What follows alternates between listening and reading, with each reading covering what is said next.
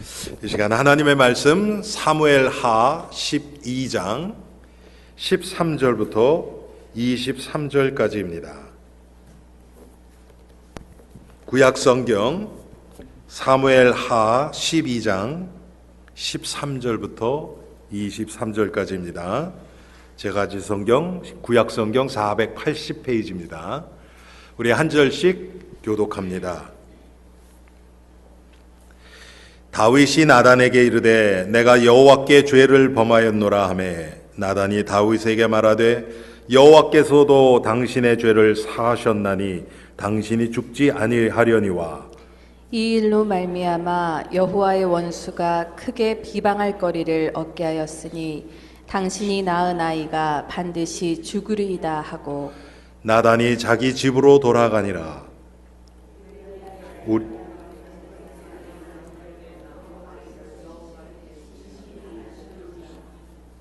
다윗이 그 아이를 위하여 하나님께 간구하되 다윗이 금식하고 안에 들어가서 밤새도록 땅에 엎드렸으니 그 집의 늙은 자들이 그 곁에 서서 다윗을 땅에서 일으키려 하되 왕이 듣지 아니하고 그들과 더불어 먹지도 아니하더라. 이레 만에 그 아이가 죽으니라. 그러나 다윗의 신하들이 아이가 죽은 것을 왕에게 아뢰기를 두려워하니 이는 그들이 말하기를 아이가 살았을 때에 우리가 그에게 말하여도 왕이 그 말을 듣지 아니하셨나니 어떻게 그 아이가 죽은 것을 그에게 아뢰일 수 있으랴. 왕이 상심하시리로다 함이라. 다윗이 그의 신하들이 서로 수군거리는 것을 보고 그 아이가 죽은 줄을 다윗이 깨닫고 그의 신하들에게 묻되 아이가 죽었느냐 하니 대답하되 죽었나이다 하는지라. 다윗이 땅에서 일어나 몸을 씻고 기름을 바르고 의복을 갈아입고 여호와의 전에 들어가서 경배하고 왕궁으로 돌아와 명령하여 음식을 그 앞에 차리게 하고 먹은지라. 그의 신하들이 그에게 이르되 아이가 살았을 때에는 그를 위하여 금식하고 우시더니 죽은 후에는 일어나서 잡수시니 이 일이 어찌 됨이니이까 하니 이르되 아이가 살았을 때에 내가 금식하고 운 것은 혹시 여호와께서 나를 불쌍히 여기사 아이를 살려 주실는지 누가 알까 생각함 이거니와 지금은 죽었으니 내가 어찌 금식하랴. 내가 다시 돌아오게 할 수 있느냐. 나는 그에게로 가려니와 그는 내게로 돌아오지 아니하리라 하니라. 아멘. 아멘. 하나님, 이 시간 다윗이 범죄하고 하나님 앞에서 회개하는 과정을 통해서 우리의 삶을 돌아보기를 원합니다. 주의 성령께서 이 시간 우리의 마음속에 깨달음을 주시사 하나님 앞에 온전히 설 수 있는 사람이 없기 때문에 우리에게는 회개가 필요하고 하나님의 은혜가 필요함이 깨달아지고 믿어지는 귀한 시간 되게 하옵소서. 예수 그리스도 이름으로 기도합니다. 아멘. 오늘 나의 영혼이 살아나는 회개, 이런 제목입니다. 우리가 너무나 잘 아는 다윗이 인생의 가장 큰 수치라고 할까요? 밧세바를 범하고 그 남편 우리아를 계획적으로 살인해서 밧세바를 빼앗은 그런 일이겠죠. 아마 이 세상에서 특별히 예수를 믿는 사람 가운데서는 이런 범죄를 지은 자들은 아주 극소수일 겁니다. 아마 우리 주위에 그런 사람이 있다면 우리가 어떤 시각으로 그 사람을 바라볼까 그런 생각을 해봤습니다. 우리 교회에 예를 들어서 중직자 중에 그런 사람이 있다. 이후에도 다윗을 하나님이 계속 사용하셨거든요. 그리고 사도행전에 보면 내가 이새의 아들을 만나니 내 마음에 합한 자라 내 뜻을 이루려 함이라. 하나님이 이렇게 말씀하신 다윗이란 말이에요. 그런데 우리의 시각은 벌써 이렇게 큰 죄에 한번 빠졌던 사람은 항상 그게 평생 따라다니죠. 사실 그것은 하나님이 보시는 시각은 아니죠. 예를 들어서 그런 분을 우리 교회 장로님으로 세운다 그랬을 때 아마 반대하시는 성도님들 상당히 많으실 텐데요. 안 그렇겠습니까? 그런 사람이 와서 대표 기도를 한다 그랬을 때 은혜가 되겠어요, 여러분? 그럼 그 은혜 안 되는 것이 그분의 잘못입니까? 그분을 받지 못하는 우리들의 마음 상태입니까? 우리가 하나님 앞에서 이것을 좀 돌아봐야 되겠죠. 왜 그런가? 결국은 오늘 제목처럼요, 진정한 회개가 되어지면 다른 사람이 보이지 않습니다. 그분에게 임한 하나님의 은혜가 보이겠죠. 그렇죠. 그런 분이 여기서 대표 기도를 하신다 그랬을 때 그 은혜가 어떻겠습니까? 그분이 받은 은혜가. 물론 그걸 속이고 한다 그러면 그건 다른 거겠지만 정말 하나님 앞에서 회개한 사람이 맞다면 우리는 그 하나님이 하신 일 때문에 감사해야 되겠죠.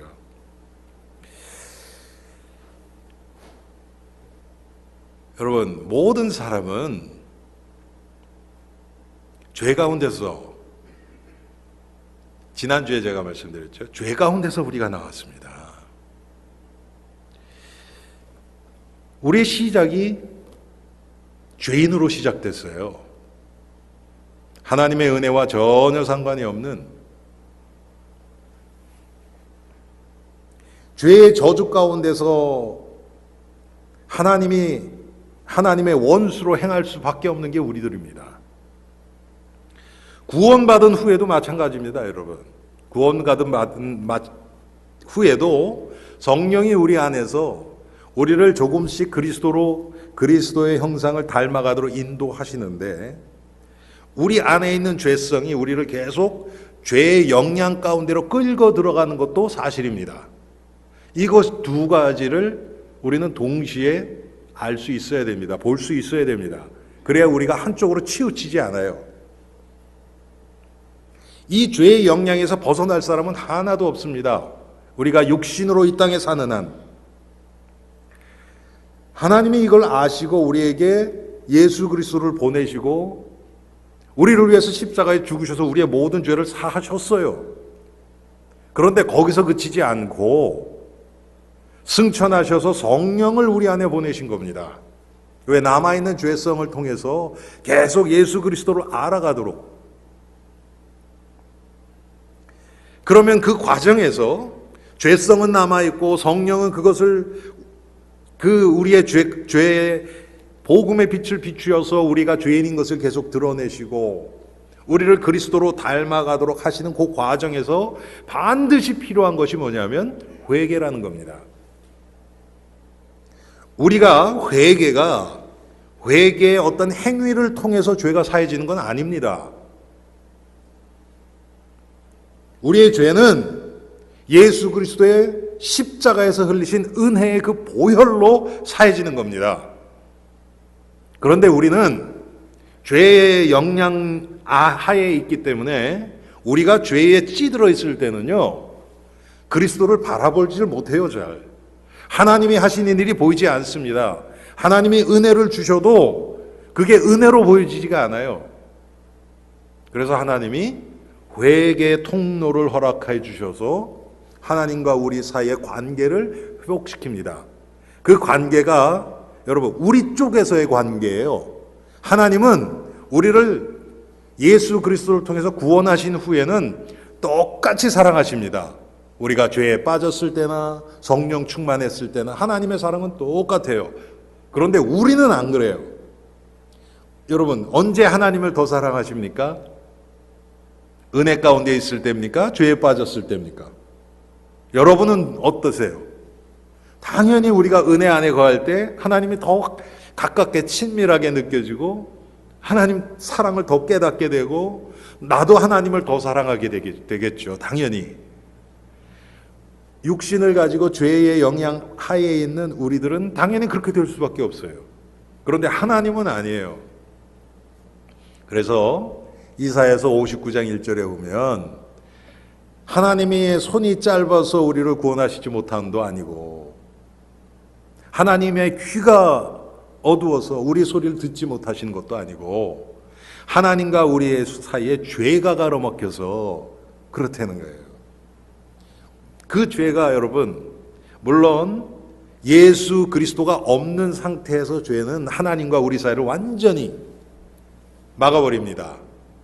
그런데 예수님이 십자가에서 죽으시는 그 순간, 그 하나님과 우리 사이의 그 장벽을 의미하는 성소와 지성소 사이의 휘장이 위로부터 아래로 찢어졌다 그랬죠. 하나님이 우리와 하나님 사이에 있는 그 담을 하나님이 스스로 허신 거예요. 그 휘장은 예수 그리스도의 육체라고 얘기를 합니다. 예수 그리스도가 십자가에서 죽으심으로, 자기의 육체를 찢으심으로 그리스도를 통해서는 이제 하나님 앞에 담대히 나갈 수 있도록 하나님이 구원의 길을 열어주셨습니다. 이것을 믿는 것을 우리는 예수를 믿는다고 얘기를 하는 겁니다. 그런데 하나님이 그렇게 하나님 쪽에서는 열어주셨어요. 그런데 우리 쪽에서는 내가 죄에 찌들어 있을 때는요, 그 문으로 감히 들어가지 못합니다. 죄의 영향하에 있기 때문에. 여러분, 은혜가 뭡니까? 그럴 때 죄를 깨닫고 이런 나를 위해서 하나님이 예수 그리스도를 보내셔서 그의 육체를 십자가에서 죽게 하셨구나. 그걸 깨닫는 거예요. 그래야 담대히 들어갑니다. 여러분, 육신적으로 보면 다윗처럼 나쁜 놈이 어디 있습니까? 남의 아내를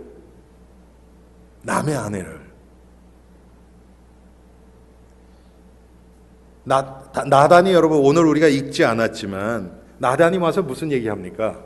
와서 저 점잖게, 왕이시여, 이런 일이 다 있었어요. 그러면서 얘기하는 거예요. 무슨 일인데? 그랬더니, 아니, 어떤 사람이 있는데 부자라서 양들이 많이 있습니다.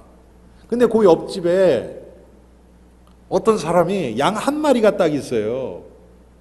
그런데 자기 자식처럼 맨날 품에 안고 자고 가족처럼 그렇게 지냈습니다.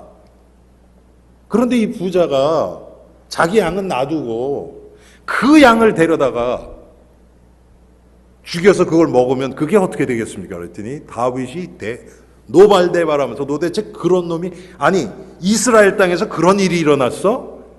어떤 놈이야, 당장 데려와, 이렇게 된 거예요. 여러분, 다윗이 첫째 아내 미가를 하고는요 완전히 떨어져 있었습니다. 첫째 아내하고는. 그 외에도 아내가 여럿이 있었어요. 그런데 밧세바를 음욕을 품고 데려다가 간음을 하지요. 그것만 해도 큰 죄인데 나단은 그 후의 얘기는 안 하죠. 우리의 얘기는 안 하죠, 지금.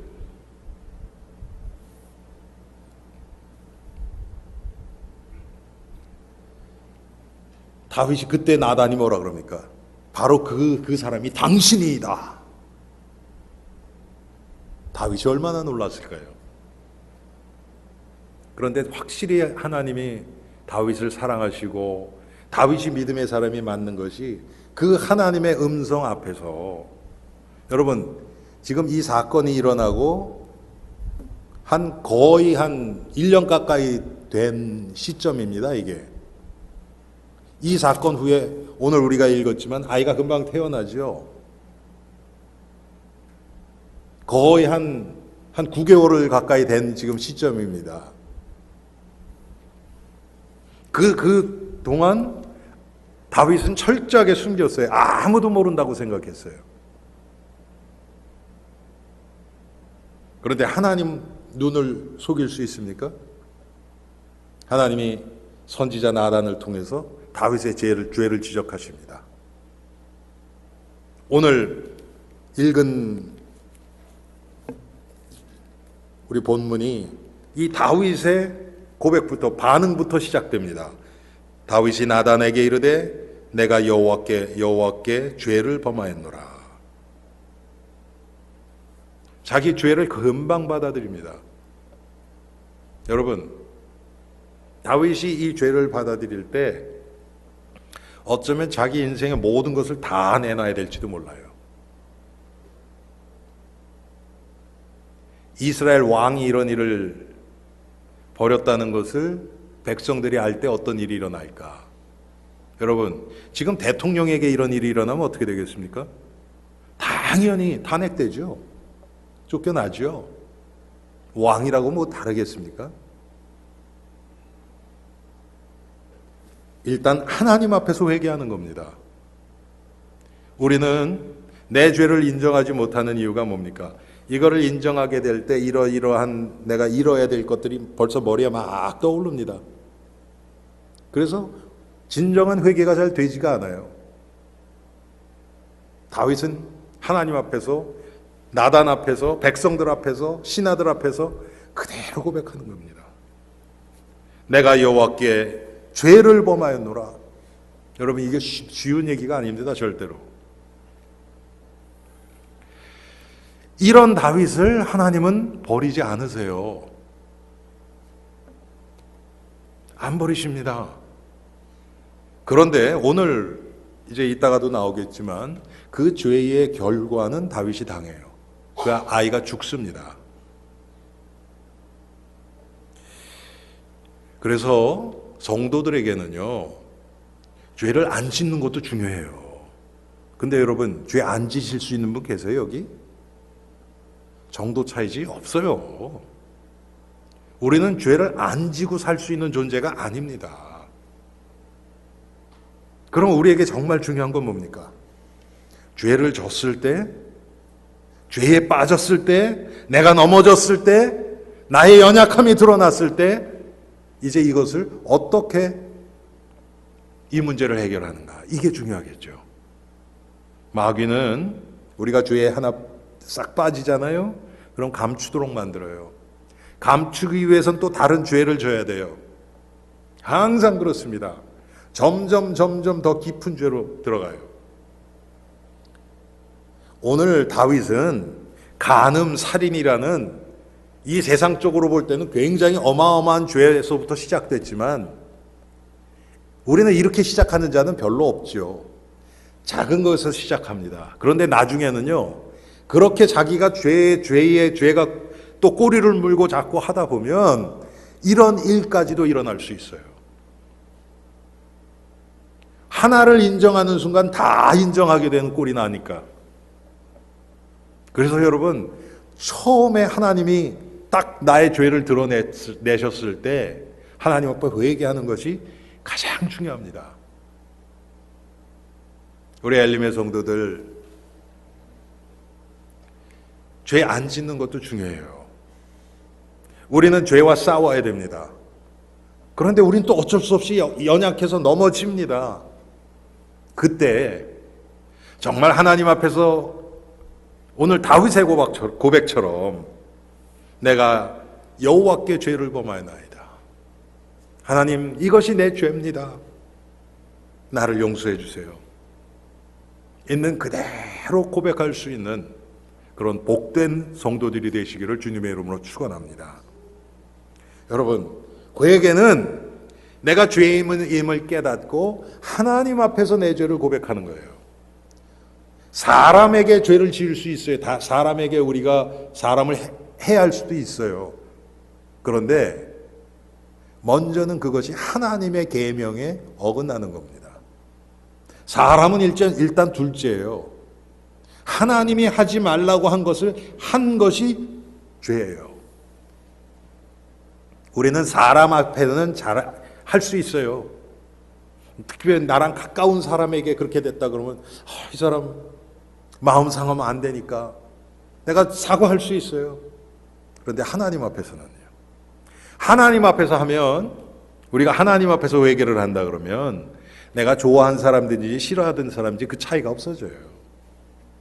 하나님 앞에서 하게 되면. 근데 우리는 그렇지는 않죠, 대부분. 왜? 육신에 묶여 있는 게 많으니까.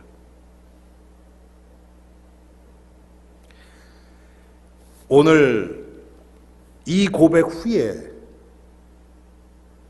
내가 여호와께 범죄하였나이다. 죄를 범하였노라. 이 고백 후에 쓴 시가 시편 51편 회개의 시입니다. 거기에 3절 4절에 보면 물은 나는 내 죄과를 아오니 내 죄가 항상 내 앞에 있나이다. 지금 다윗이 회개하는 걸 보세요. 내가 주께만 범죄하여 주의 목전에 악을 행하였사오니 주께서 말씀하실 때 의로우시다 하고 주께서 심판하실 때 순전하시다 하리이다. 여러분 시편 51편에 보면 다윗의 회개가 나오는데 제가 몇 절 읽어드리겠습니다.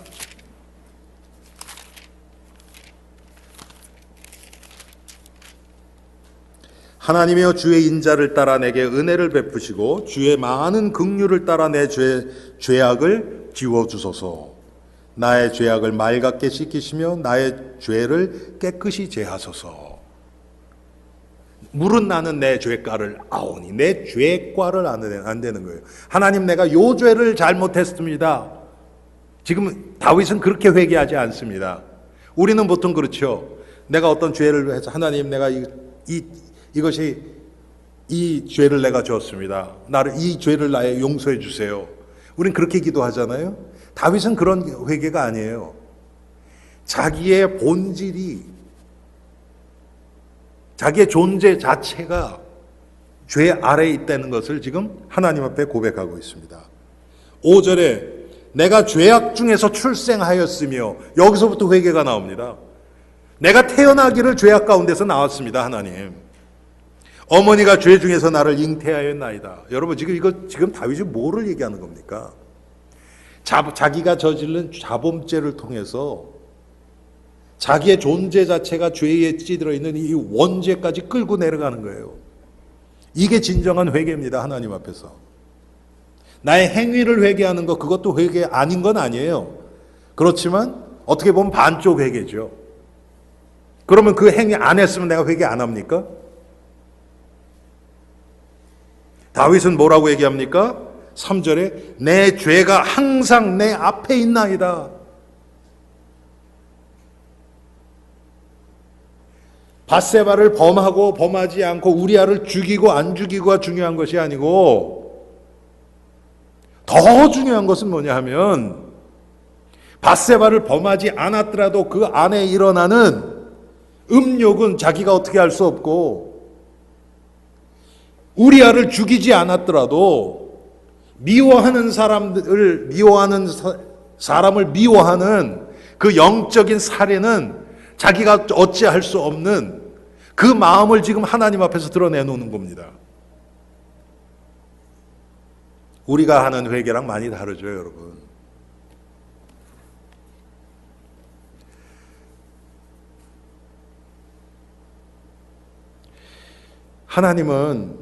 하나님이 우리에게 죄를 드러내실 때는요, 모든 것을 다 드러내지 않습니다.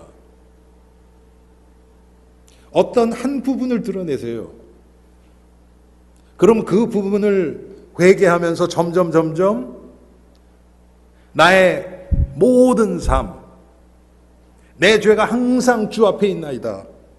내 앞에 있나이다. 내가 항상 이것뿐만 아니라 나의 삶의 모든 부분 안에 있는 예수 그리스도 십자가와 상관없는 부분들을 하나님이 깨닫게 하십니다.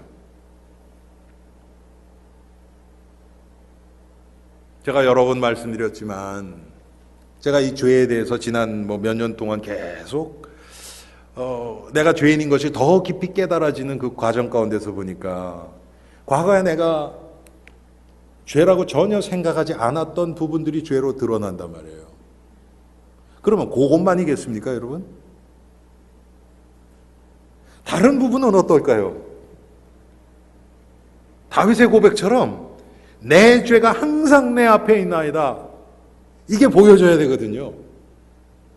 그러면 그것들이 하나하나 다 죄로 발견되어질 때 우리 마음속에 그것을 반복하지 않으려고 하는 마음이 생기겠죠, 당연히. 아니, 죄라고 깨달아질 때 그거 또 하겠습니까? 의도적으로는 안 하죠. 그런데 죄가 아니고 이건 잘하는 거다 생각을 하면 어떻게 하겠어요? 계속 하지요, 우리는.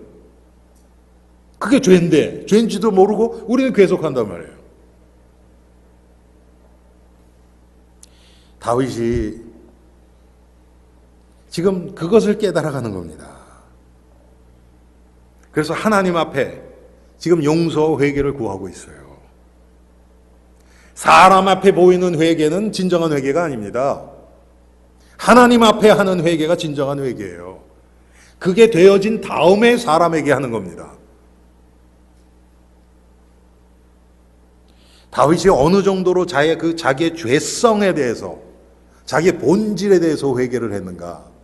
이걸 통해서 시편 6편 6절에 보면요, 내가 탄식함으로 피곤하여 밤마다 눈물로 내 침상을 띄우고 내 요를 적시나이다. 회개의 눈물로 내 침대가 뜬다는 얘기예요. 내 요가 다 젖을 정도로 그렇게 회개했다는 겁니까? 회개했다는 겁니다. 여러분, 많이 울라는 얘기가 아니에요. 이만큼 정말 죄에 대해서 통회하는 그런 마음이죠.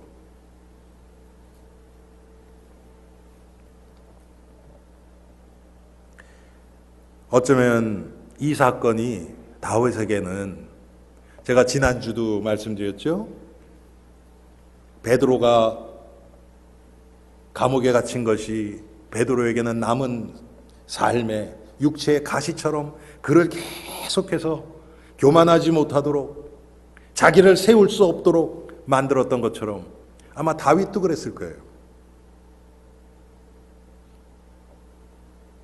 이 사건 빼놓고는 다윗에게 흠잡을 게 없었습니다. 지금 다윗의 일생에 처음, 성경에 나타난 것은 처음 드러난 허물입니다. 물론 다윗이 허물이 없었다는 거 아니에요. 그런데 이후의 삶이 어땠을까요? 이거 생각하면서 계속해서 교만해질래야 교만해질 수 없는, 아마 그런 삶을 살았을 거예요. 그런데도 또 인간이 약하기 때문에 다윗이 노후에 어떤 일이 일어납니까? 하나님이 시키지도 않은 이스라엘의 인구 조사를 해요. 여러분, 인구 조사하는 게 뭐가 나쁩니까? 그렇죠? 그런데 그 의미가 뭐였냐면, 다윗이 하나님의 은혜로 하나님이 이스라엘을 붙들어 주셔서 계속해서 전쟁에서 승리하고 다윗을 위협할 나라가 없는 거예요. 나라가 상당히 부강해집니다. 여러분, 과거의 전쟁 한번 보셨죠? 영화 같은 데서 보면 어떻습니까? 전쟁 한번 일어나면 수많은 사람들이 죽어요. 남자들이 다 죽으니까 어떻게 됩니까? 생산을 못할 거 아닙니까? 인구가 많이 준단 말이에요, 그러면. 그런데 전쟁이 없으니까 인구도 많이 늘어나고, 다른 나라에서 조공도 바치고, 살기도 좋아지고, 그렇게 되니까 인구가 많아지겠죠. 다윗의 생각이 어떤 생각이 들었냐면, 야, 이 이스라엘이 얼마나 부강해졌는지 한번 보자. 그 얘기 뭡니까? 자기가 왕으로 있으면서 이렇게 나라가 부강해졌고, 한번 그거 세워보자. 그걸 보고 싶어요. 자기의 업적을 한번 살펴보기를 원한 거예요. 그게 하나님 앞에서는 죄였습니다. 그렇게 또 교만해지게 해요. 인간이니까. 그렇지만 아마 이 사건이 다윗을 상당히 영적으로는 교만하지 못하도록 끌어내렸을 것입니다. 다윗이 그래서 계속해서 자기 자신이 죄 가운데서 태어나서 행하는 모든 것이 죄고, 항상 자기 죄가 자기 앞에 있다는 것을 깨닫고, 그것이 이제 신학적인 표현으로 하면 뭡니까? 로마서 14장 23절에 나오는 것처럼 믿음으로 하지 않는 모든 것이 다 죄니라. 이걸 깨달은 거예요, 다윗이. 그런데 여러분, 우리가 반드시 기억해야 될 것은 뭐냐면, 우리의 죄에 대한 하나님의 공의와 심판은 회개와 상관없이 일어납니다. 우리는 회개하면 하나님의 공의 심판도 없어진다고 생각을 해요. 다윗이 회개했으니까 아이도 살려줘야 되잖아요. 그런데 안 그래요. 하나님이 아이를 데려가세요.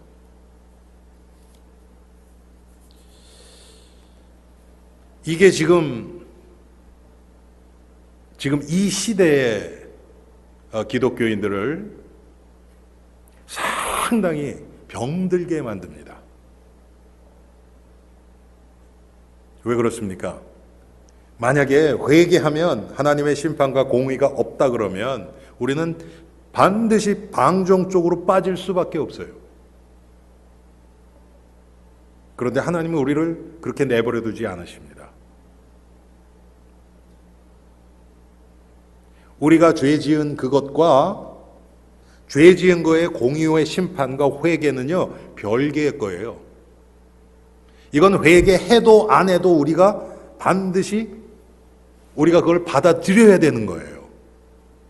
예를 들어서 여러분 보세요. 여러분들이 일반 은총 가운데서 일어나는 것들이 있습니다. 불신자나 신자나 똑같이 학생들이 공부를 안 하면 성적이 잘 안 나와요. 하나님이 공부할 기회를 주셨는데 공부를 안 한 것은 죄예요. 그러면 그 공부 안 한 죄를 회개하면 아이가 갑자기 성적이 좋게 나옵니까? 그렇지 않아요. 안 한 만큼 남들보다 훨씬 더 노력을 하지 않으면 못 따라갑니다. 그 결과는 그대로 남아 있어요. 게으른 자는 게으름의 결과가 있습니다. 여러분, 예수 믿는다고 그것까지 하나님이 다 해결해 주시는 거 아니에요. 그런데 사람들이 전부 이것을 자기중심적으로 생각하니까 그런 사람들이, 그런 생각을 하는 사람들이 교회에서 하나님의 은혜를 더 크게 얘기할 수 있어요. 마치 자기의 그 하나님의 심판과 공의조차도 없어진 것처럼. 그래서 지금 성도들의 삶이 불신자들 볼 때는 아무것도 아닌 것처럼 지금 돼버렸어요. 하나님이 그리스도 예수를 통해서 우리에게 주신 이 구원을 너무나 값싼 구원으로 만들어버렸단 말이에요.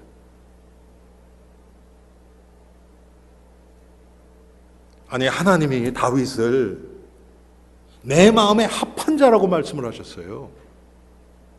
성경에 단 한 번 나오는 얘기입니다, 여러분.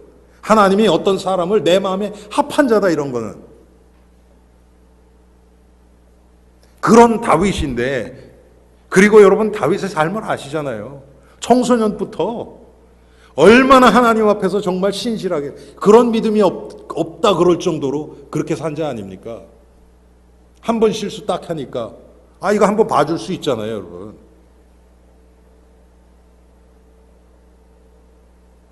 아니, 지금 이 세상, 여러분, 폴리스도 티켓 하나도 없는 사람 잡히면요, 처음에는 봐줘요. 제가 지난달에 우리 신권사님 댁에 성경 공부하고 오는데 95분 타고 쭉 내려오는데 뒤에서 깜빡깜빡거리는 거예요. 그렇게 빨리 달리지도 않았어요. 봤더니 67마일로 잡혔어요. 근데 거기 막 80마일로 다니거든요, 사람들. 그래갖고 세웠죠. 그랬더니, 그래서 뭐 레지스트레이션 라이센스 달라고 그래서 제가 줬죠. 그랬더니 오더니 워닝만 주더라고요. 조심하라고. 그래서 땡큐 그랬죠. 여러분, 세상은 그래요. 그런데 하나님 앞에서는 없어요, 그게. 죄에 대한 결과는 반드시 있습니다. 이게 하나님이 우리를 진노해서 벌하시는 게 아니고요, 죄의 결과예요. 하나님이 지금 이 우주의 법칙을 만드시고 법칙대로 운행되고 있잖아요. 그렇죠? 물건을 위에서 떨어뜨리면 밑으로 떨어지잖아요. 위에서 놓으면. 그게 하나님이 만드신 법칙이에요. 은혜 받으면 물건 너무 위로 올라갑니까? 그런 일은 없어요. 그것처럼 우리가 죄를 지면 죄에 대한 결과가 반드시 있습니다. 죄의 형벌은 제해 주세요. 죄의 형벌은. 그런데 죄의 결과에 대해서는 우리가 죄에 대한 책임은 져야 돼요. 가장에 게을러서 일을 안 하고 놀기만 좋아하고 그러면 어떻게 됩니까? 그 집은 육신적으로는 경제적으로는 어려워지겠죠, 당연히. 그게 하나님이 벌해서 그런 게 아니라 그건 당연히 그런 거예요. 신자건 불신자건 똑같이 적용되는 겁니다. 그런데 내가 회개한 죄는 하나님 반드시 용서해 준다는 이 생각, 맞아요. 용서는 해 주셨는데 그걸 육신적으로 받아들이는 거죠, 하나님의 용서를. 그러면 죄에서 못 빠져나고 계속 있습니다.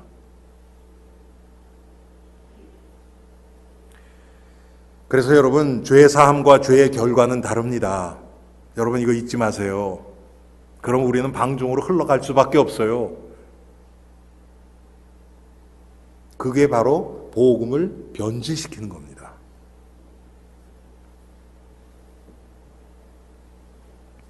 하나님은 오늘 다윗이 밧세바를 범하고 우리아를 죽이고 한 1년 동안 이 일을 쫙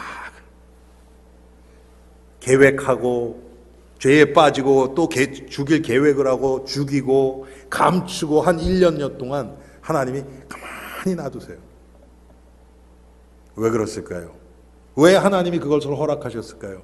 그렇게 다윗을 사랑하시는 하나님이신데 이걸 통해서 지금 더 큰 것을 알려주는 겁니다.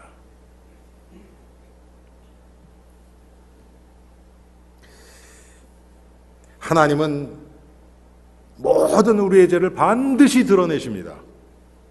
제가 몇 달 전에도 말씀드린 기억이 나는데요. 우리가 육신으로 살아가는 동안 하나님이 많은 죄를 드러내세요. 다 드러내지는 않아요. 그렇지만 많은 것을 드러내십니다. 우리의 구원을 이루어가기에 적절한 완전한 죄를 드러내세요. 그래서 우리로 하여금 우리가 죄인인 것을 깨닫고 오늘 다윗의 고백처럼 나의 본질 자체가 죄에 찌들어 있고 내가 항상 내 죄가 내 앞에 있다는 것을 깨닫게 하도록 하나님이 우리의 죄를 드러내십니다. 다른 사람들 앞에 안 드러날 수도 있어요. 그런데 하나님의 최후 심판대 앞에서는 반드시 다 드러납니다. 누가복음 12장 2절에 보면 감추인 것이 드러나지 않을 것이 없고 숨긴 것이 알려지지 않을 것이 없나니 하나님 다 드러내신다는 거예요. 우리가 드러내지 않고 남아있는 죄, 회개하지 않고 남아있는 죄는 우리 삶의 한쪽에서요, 우리의 나머지 삶에 계속 알게 모르게 영향을 줍니다.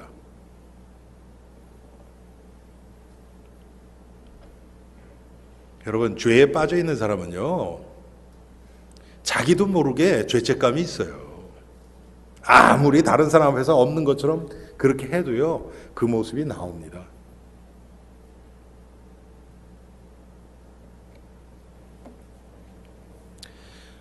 더 중요한 것은 뭡니까? 하나님은 회개와 또 심판, 회개하게 하시고 또 그 죄의 결과를 우리가 당하게 하시면서 이 과정을 통해서 우리에게 하나님의 사랑과 긍휼을 알려주십니다. 우리말로 표현을 하면 하나님의 어떤 분이신지를 알려주시는 거예요.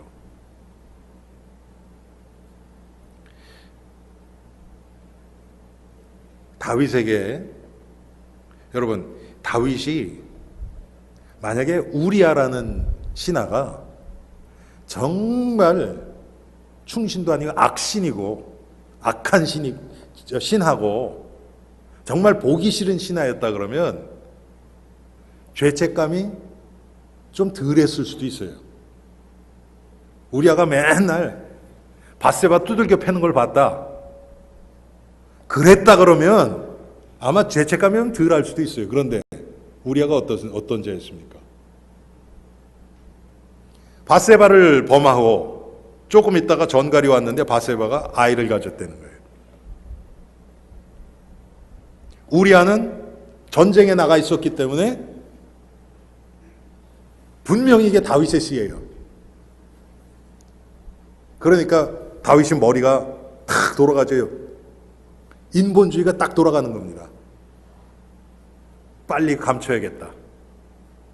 그러니까 우리아가 충신인 것을 막 내세워서 특별 휴가, 그래서 전쟁에 있는 장군을 데려옵니다. 그래서 부인과 잠자리 하게. 그래야 자기가 감춰주니까. 그때는 여러분 무슨 DNA 테스트 이런 거 없었잖아요.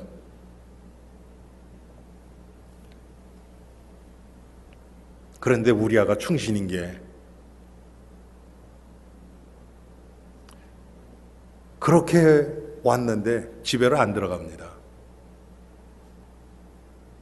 우리 지금 동료들, 신하들이 전쟁터에서 피 흘리고 지금 전쟁에서 대치하고 있는데 내가 어떻게 내 집에 들어가서 부인이랑 같이 누울 수 있느냐?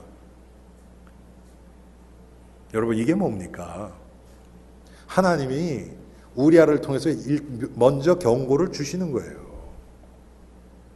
이게 안 되니까 이때 다윗이 우리아의 그런 모습을 보고, 야, 나의 신하는 지금 나라를 위해서 이렇게 하고 있는데 내 왕인 나는 뭐 하고 있느냐? 이렇게 회개를 했으면 우리아도 안 죽고 괜찮을 수도 있어요. 그런데 다윗이 그걸 하나님의 음성을 받지를 못합니다. 그래서 결국은 우리아를 전쟁의 맨 앞에 세우고 나머지 군사들은 다 빠져라. 혼자 죽게 놔두라는 얘기죠. 그 편지를 우리아에게 손에 쥐어주면서 가서 요압 장군에게 그 편지를 주라고 얘기합니다.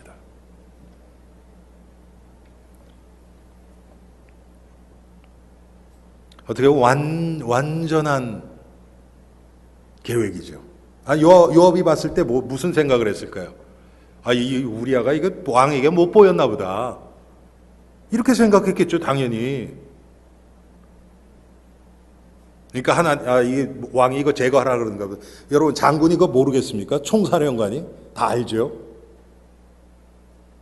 그래서 왕 다윗이 시킨 대로 합니다. 우리아는 죽습니다.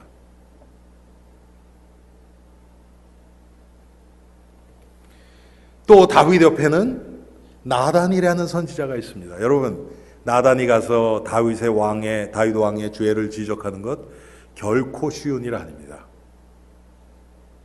지금 미국도 그렇고 한국도 그렇고 이런 신하가 없는 거예요, 별로.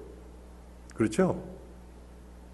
하나님 앞에서 죄를 드러낼 수 있는 사람 인기몰이 이런 거 말고 하나님은 다윗 옆에 이런 일이 일어나는 가운데서도 다윗 옆에 이런 충신들을 하나님은 두셨습니다. 다윗을 위하여, 이스라엘을 위하여. 이게 하나님의 사랑이고 긍휼입니다. 어떻게 해서든지 우리를 죄에서 돌이키게 만드십니다. 이게 하나님이십니다. 이 사랑과 긍휼을 우리가 알지 못하면 우리는 내 생각대로 내 기준대로 흘러갈 수밖에 없습니다. 하나님은 우리 인생 가운데 순간순간 우리아처럼 나단처럼 우리의 죄를 드러내는 자들을 하나님이 두십니다. 우리아처럼 충신의 모습으로 나타나기도 하고요. 어떨 때는 나를 괴롭히는 정말 보기 싫은 사람으로 나타나기도 해요. 내 죄를 드러내십니다. 그걸 하나님이 하시는 일로 보면 하나님 앞에 회개하는 것이고, 그렇지 않으면 그런 우리아를 죽인 것처럼 우리는 또 악으로 되갚고, 우리는 어쩔 수 없는 그런 인간들입니다, 여러분. 우리가 하나님 앞에서 정말 하나님이 하시는 일로 봤을 때는 그것을 통해서 내 죄를 드러내요. 다른 거 하는 게 아닙니다, 여러분. 무슨 뭐를 계획해서 어마어마한 업적을 이루는 그게 아니고 하나님 앞에서 내가 드러납니다. 그게 축복이에요. 여러분, 회개 그럼 뭔가 부담되세요?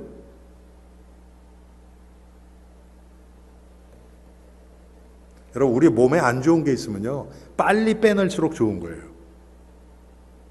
우리의 죄의 상태가 어디 좀 긁혀서, 슬쩍 긁혀서 조금 피나는 정도라면 그냥 겉에다 약을 바르면 돼요. 그런데 그게 아니고 우리 안에서 지금 이게 골마서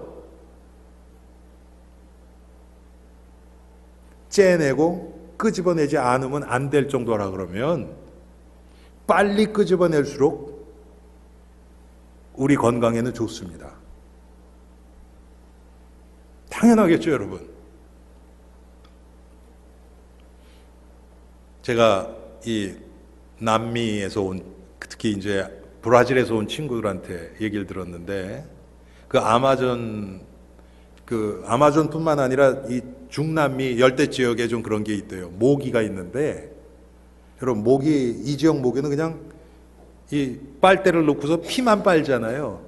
근데 거기에 어떤 모기는요, 피를 빨고 그 안에다 알을 낳는데요. 우리 이 살 안에다 알을 낳는데요. 그러면 놔두면 어떻게 되냐면 그 애벌레가 그 안에서 자라는 거예요. 그거는 수술해서 째내야 된대요. 여러분, 우리의 죄가 겉에 이렇게 긁힌 정도의 스크래치 정도의 상처겠습니까?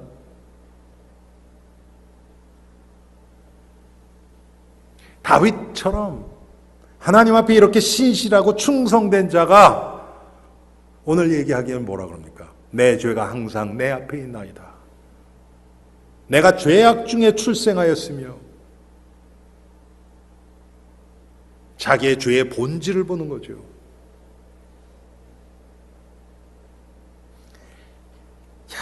이런 나를 하나님이 나를 긍휼히 여기시고 은혜로 나를 구원하셨구나. 그게 깨달아지면 이 하나님의 사랑과 은혜가 정말 더 크게 마음에 부딪히겠죠. 지금 이 시대는 점점 더 구원의 감격이 사라지는 시대입니다. 하나님의 구원의 사랑에 감사가 없고 은혜에 대한 감사가 없고 감격이 사라지는 시대입니다. 회개의 기쁨이 사라지는 시대입니다. 왜 그렇습니까? 죄가 별로 그렇게 중하게 느껴지지가 않아요.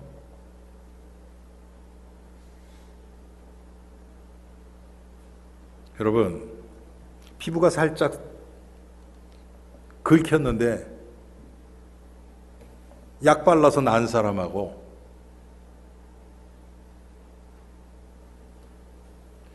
의사가 포기한 그런 중병인데 하나님이 낫게 해서 살아난 사람하고 감격이 같겠습니까?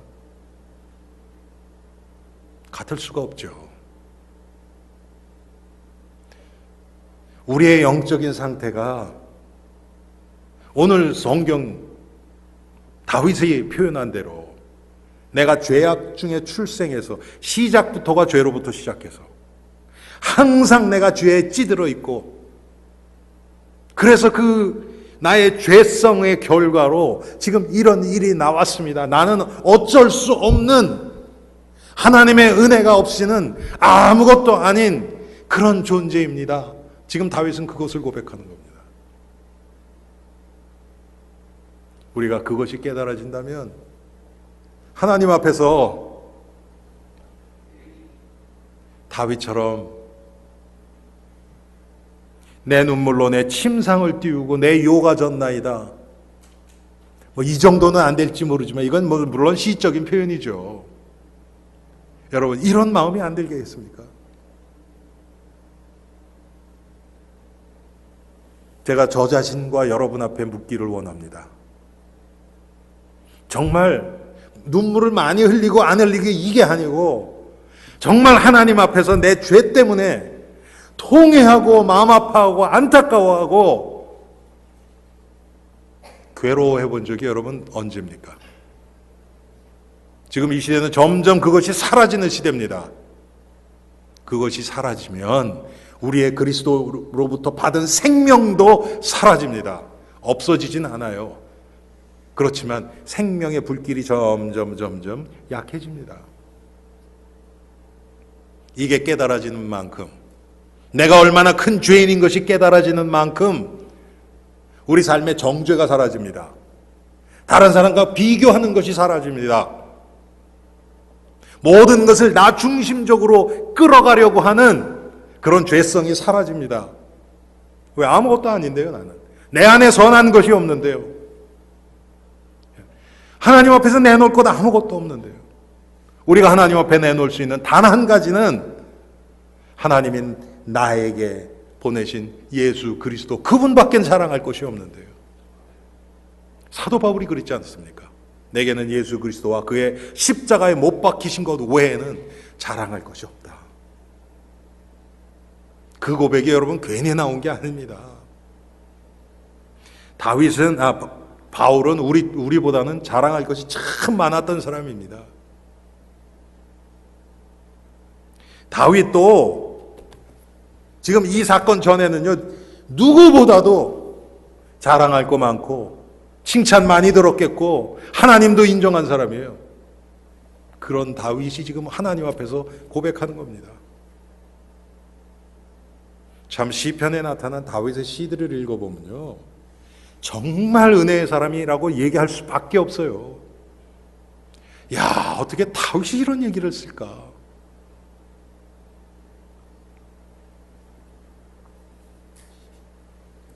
하나님의 이 사랑과 긍휼, 회개와 또 이 심판, 하나님의 공의를 계속 우리가 이 통과하면서, 이것이 뭡니까? 십자가와 부활에 동참하는 삶이에요. 이 삶으로 계속 우리가 나아가다 보면 다른 사람이 보이지 않습니다. 오히려 우리야 나단 같은, 나단처럼 나의 죄를 지적하는 그런 동역자가 있다는 것이 너무 감사해집니다.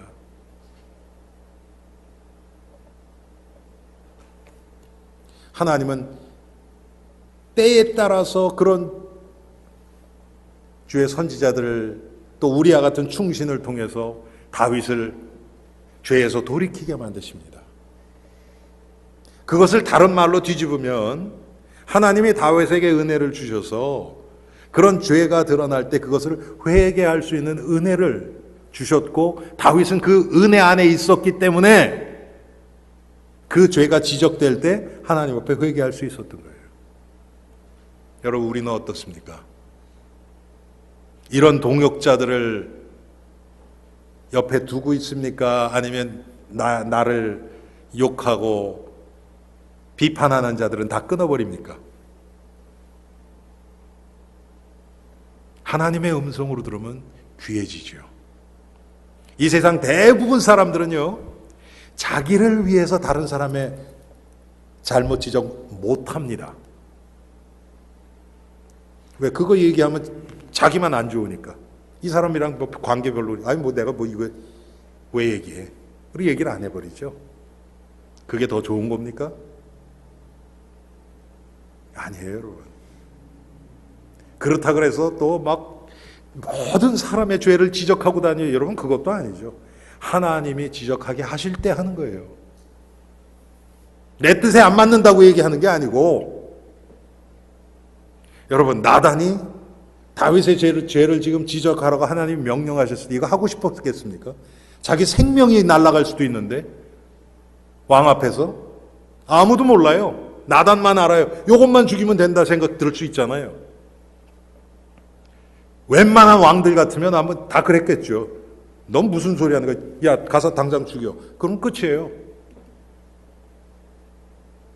그런데 다윗 옆에는 이 나단처럼 하나님 앞에서 하나님의 말씀을, 생명을 내놓고 선포할 수 있는 그런 동역자가 있었어요. 우리 엘림교회가 이런 관계가 된다면, 참, 다윗은 하나님 앞에 은혜를 참 많이 받은 자가 분명해요. 이렇게 죄를 지적한 자들도 있었고, 또 요나단처럼 정말 진정한 친구가 있어서 왕의 아들이고 다윗만 없으면 자기가 왕이 될 것 뻔한데 오히려 다윗에게 양보하고 다윗을 살려주고 아버지의 말보다 하나님 앞에 서기를 원하는 그런 친구가 있었어요.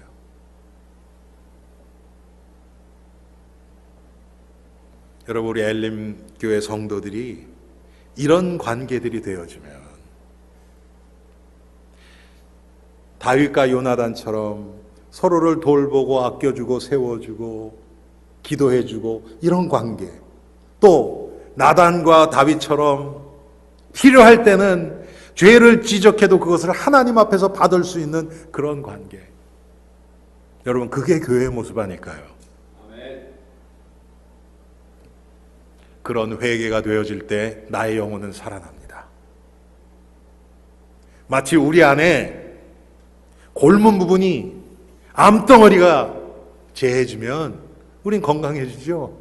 나머지 몸이 다 회복되어지는 것처럼 진정한 회개를 통해서 나의 영혼이 소생하게 됩니다. 살아납니다. 영적으로 감각이 회복됩니다. 하나님의 말씀이 복음으로 들려집니다. 문제나 상황이 영적으로 보여지기 시작합니다. 하나님이 하시는 일이 보여집니다. 그때 하나님이 내 인생을 통해서 복음의 유익으로 사용해 가시는 그 하나님의 인도하심이 보여지고 깨달아집니다. 이런 놀라운 축복 가운데서 계속 승리하는 우리 엘림 성도들 되기를 바랍니다. 기도하겠습니다. 하나님이 우리에게 두려우라고, 부끄러우라고, 회개하라고 말씀하신 것이 아니고 영적으로 병들어 있는 것을 수술해 주시기 위해서 우리에게 회개의 축복을 허락해 주셨습니다. 하나님, 오늘 다윗을 통해서 하나님이 기뻐하시는 회개가 무엇인지를 잠깐 살펴보았습니다. 주께서 우리 사랑하는 엘림의 성도들 마음속에 우리 육신은 죄가 드러나는 것을 원하지 않지만 이것이 하나님 앞에서 진정한 회개로 고백되어질 때 하나님은 우리를 치유하실 뿐만 아니라 우리 영혼을 소생시키시는 분이심을 깨닫게 하시고 우리의 죄를 드러내는 것부터 우리로 하여금 죄의 결과를 담당하게 하는 모든 것이 하나님의 사랑이요 긍휼이요 은혜임이 믿어져서 하나님 앞에 담대하게 나와 회개에 합당한 열매를 맺게 하시고 그것을 통하여 병들었던 우리 영혼이 치유함을 받으며 묶였던 부분에서 해방되어지게 하시고 흑암으로 차있던 우리 인생에 그리스도의 생명의 복음의 빛이 계속 비춰질 수 있도록 은혜를 더해 주옵소서. 예수 그리스도의 이름으로 기도합니다. 아멘.